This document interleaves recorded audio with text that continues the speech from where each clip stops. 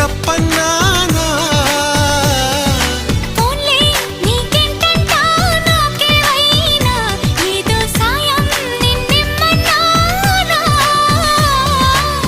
వలపంటే నిప్పు లాంటిది కలకాలం దాచలేనిది సలహా విని ఒప్పుకోవే ఇకనైనా